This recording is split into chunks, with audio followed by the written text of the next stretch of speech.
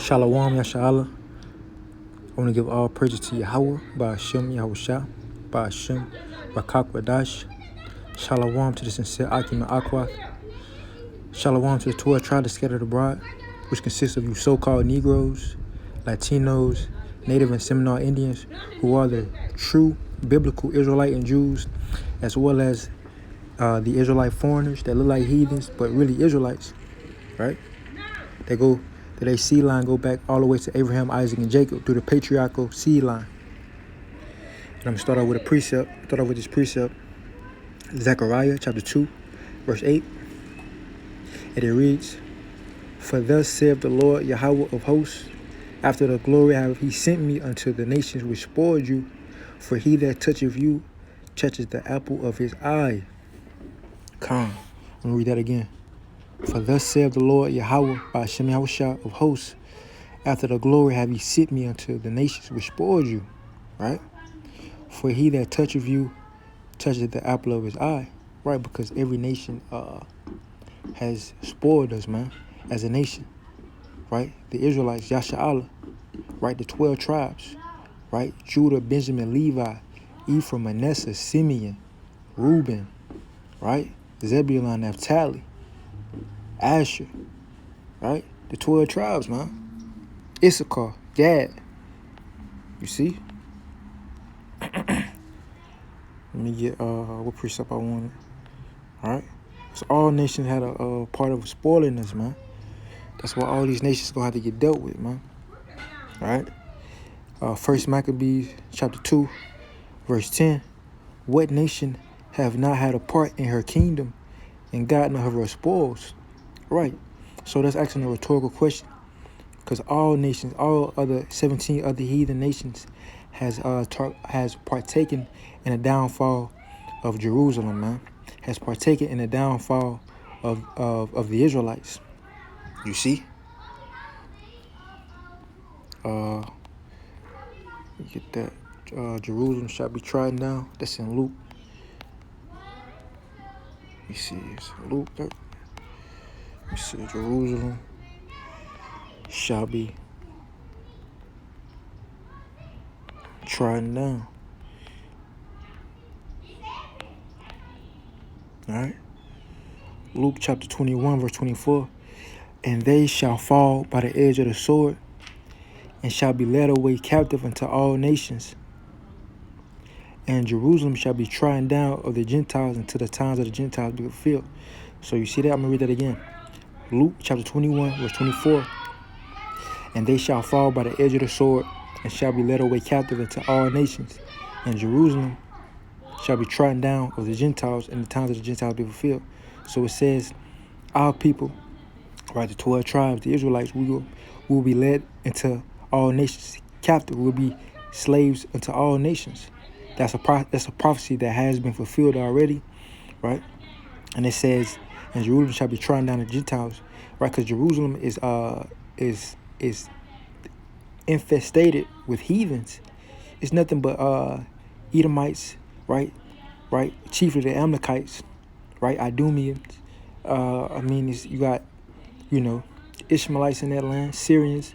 You got all type of heathen, all type of abominable nations in our land, right? And it says, "Shall be trodden down by the Gentiles until the times of the Gentiles be fulfilled," right? And so we're living in a time to where the times of the Gentiles is being fulfilled, as you read in Daniel chapter 2, verse 4. Daniel chapter 2, and let me get that. Daniel chapter 2, verse. Let me see. Right, Daniel chapter 2, verse 34 and down, where it goes into the times of the Gentiles, man. Right, and then it goes into Daniel 7:18. It goes into the nations, right? But it says, "But the saints of the Most High," Daniel 7:18. "But the saints of the Most High shall take the kingdom and possess the kingdom forever, even forever and ever." So we're living in that time, man. But what I really want to focus on is the Most High is going to bring judgment on these heathens, man, because they touched the apple of his eye, as we read in Zechariah 2:8, man. You see, the Most High is going to bring judgment, man. Right? Because because we went through, as a nation, our people went through some atrocities, right? And this is gator bait, right? The infants of the southern kingdom, right, was chiefly Judah, right? Our infants was gator baits, man. I'm not really finna read no articles, man. The images speak for itself. You can look gator bait up yourself, but these are some of the one of the many atrocities that Esau has committed on our people, man. Some of the worst crimes in history, right? Feeding our babies to alligators, so they can make alligator shoes and boots and whatnot, right? But this is a crime that shall be held against these heathens, man, right? And the Most High has death angels written out for these Edomites, especially in Babylon. And I got this video where it talks about how because this is the spirit, man. Because it says Florida woman, and this was a year ago, but hey, man, it don't matter, right? It's all worked through the spirit, man. It says Florida woman comes face to face with alligator in kitchen, right? Because this is spirit. Because doesn't it say let me see, right? That's the spirit. Let me see. Let me go to all. Because in the southern states like Florida, Louisiana, right, Georgia, Mississippi, right, Florida was one of the chief places where gator bait, where this crime was being enacted, was being acted out by Esau Edom. And if you don't know who Esau Edom is, he's a so-called white man according to numerous precepts, right, and prophecies. But I'm finna play this video. It's gonna speak for itself, and I'm gonna further explain it through the precepts, man. He takes the cake. That gator broke in through a low window right there behind me, where you see that board, making this the most Florida story of the week. After 55 years of nursing, don't you think I've seen most everything? Well, almost everything. And this 10-foot gator was having a marvelous time sitting right in my kitchen. Mary Wishhausen says she first heard a loud crash around 3:30 this morning. Imagine seeing this before your first cup of coffee. She turned right around, closed the bedroom door, and called 911. I'm sorry, is it in your house? Yes. Okay, you said It's huge. it's in your kitchen? Yes. What I did was I went on the computer and played games to settle down. Police and trappers were able to haul the big guy out before anyone got hurt. Mary lives near the water and assumes her unwanted guest was out looking for love. He broke through a low glass window just to get in. Why did he pick my condo out of all the other condos in the lot? He came 5 condos in, and guess what? The first 4, nobody's living in them. Well, maybe he wanted a drink. Well, I don't know why he wanted my red wine, but he got my red wine, the good stuff. Are you mad about the wine? Yes. Talk about a great drinking story. Mary can tell it after she cleans up the mess left behind. Guys, please don't send me out anymore, especially at 3 o'clock in the morning. Now the gator was taken to a private location. It'll be looked after if all goes well. Right. And so if you was listening, one of the key points she said, I think she said why me? She said out of all the other condos, why pick this condo? But that's the spirit, man. See, these Edomites are carnal. They don't understand the spiritual aspect of things, man. They don't understand judgment, right? Well, why? The question should be, why not you, man? Didn't your people feed infant babies, innocent infant babies to alligators, right? You was probably the one through the spirit. You was probably back there, right? A beneficiary of that crime. You was probably wearing gator boots, man. See, the Lord never perverse judgment, man. All right.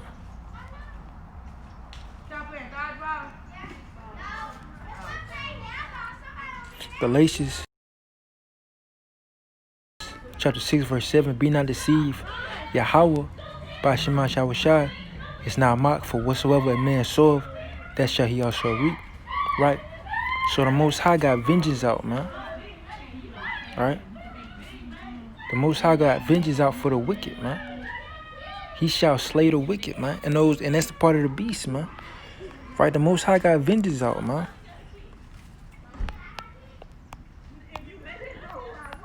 You see?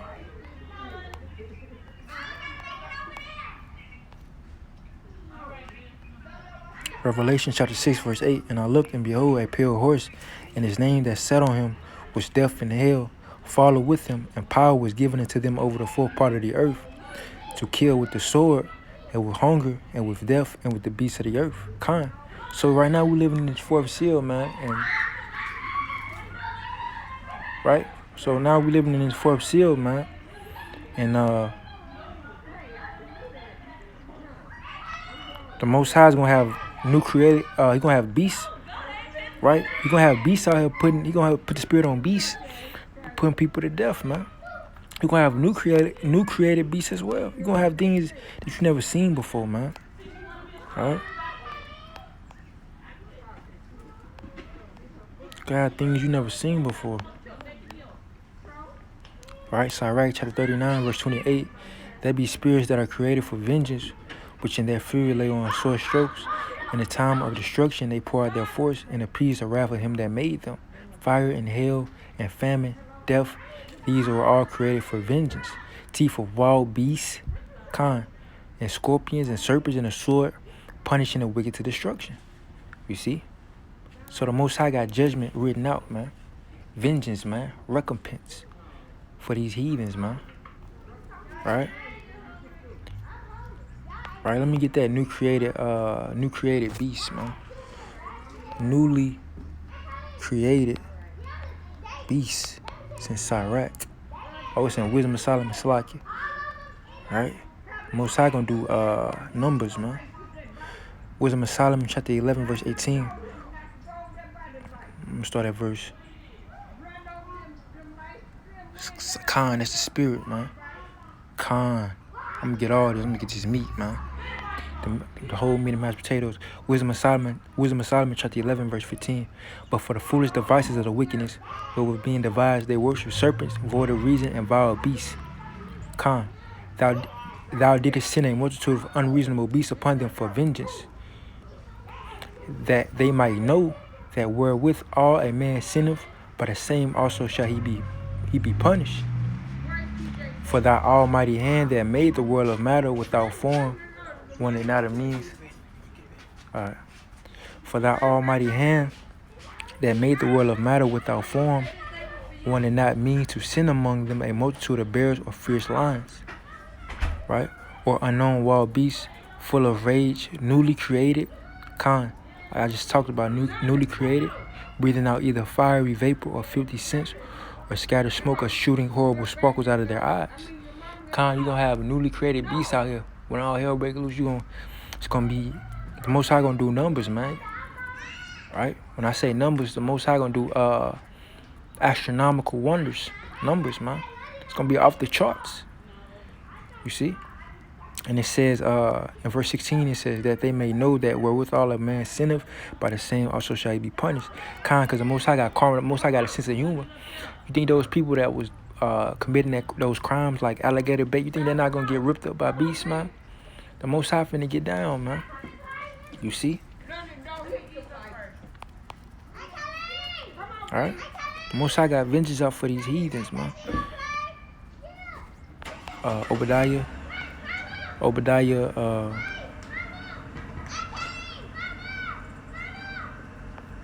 on verse 10. I don't need all that. Obadiah 1, verse 10. For thy violence against thy brother Jacob, shame shall cover thee, and thou shalt be cut off forever. Right? For the violence of these Edomites, of these Idumeans, from all what they did, and I'm gonna get to your last precept. I'm gonna close out. I'm gonna go back to Maccabees. Right? First Maccabees chapter 2, verse 8. Her temple is become as a man without glory. Her glorious vessels are carried away into captivity. Her infants are slain in the streets. Her young men with the sword of the enemy. What nation have not had a part in her kingdom and gotten of her spoils. All her ornaments are taken away. Of a free woman she has become a bond slave. And behold, our sanctuary, even our beauty and our glory, is laid waste, and the Gentiles have profaned it. All right? To what end thereof shall we live any longer? Then Matthias and his sons rent their clothes and put on sackcloth and mourn very sore. And that's the time we in. We're in a time of mourning, right? How the Maccabees was mourning, but the Most High is raising up the tabernacle of David, right? And if you don't know nothing about Maccabees, I highly suggest you read First and Second Maccabees. It's like a whole different realm, a whole nother world in the scriptures, man. Why? Because the Most High was raising up the tabernacle of David, but it wasn't time all the way, you know. But now it's time because in Acts, it's like in Acts 1:6 and 8, 1:6 through 8, right? It's that time where the kingdom is at hand, man. You see? So now it's time for that power to come back on the scene at a very very astronomical rate, right? Because the Most High finna do numbers, man. But what I wanted to focus on, it says her glorious vessels are carried away into captivity, her infants are slain in the streets. Because they didn't have no pity on our old or young, right? Let me get that, then I'm gonna close out, man. I know I try to do these videos under 10 minutes because I want them to upload them, right? To be quick, but man, it's just the spirit, man. I wish I can do lives, but you know, I'm gonna take what the Most High has given me, all right? All right, Deuteronomy chapter 28, verse 49. The Lord Yahweh shall bring a nation against thee from far, from the end of the earth, as swift as the eagle flieth, a nation whose tongue thou shalt not understand, a nation of fierce countenance, right? Which shall not regard the person, the old, nor favor to the young. Man. So, hey, they prove they don't show no favor, man. Esau, Edom, that same spirit is finna come back. The way he was getting down in slavery, but the same way he get down today, man. There's no new thing under the sun. He's finna get down. But with that, I'm gonna give all praise to Yahweh, Ba'ashem, Yahushua, Ba'ashem, Kakadash. I'm gonna say, Kam Yasha Allah, right? And shalom to the whole elect. Shalom.